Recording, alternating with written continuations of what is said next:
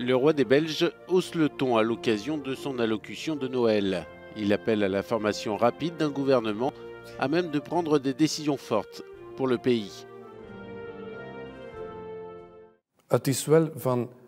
Aujourd'hui, il est capital que nous mettions en place le plus rapidement possible un gouvernement fédéral de plein exercice,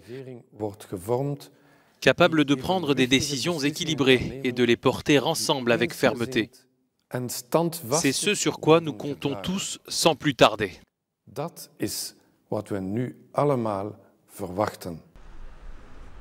Depuis un an, la Belgique s'est enfoncée dans une lente et longue crise politique. Le 9 décembre 2018, le gouvernement de Charles Michel était mis en minorité, le Premier ministre acceptant de rester en tête de l'exécutif pour gérer les affaires courantes.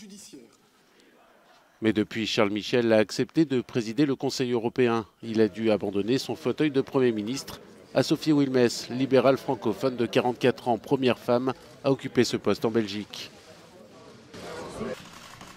Elle aussi est réduite aux seules affaires courantes, surtout que les législatives de mai dernier ont plutôt complexifié que débloqué la situation.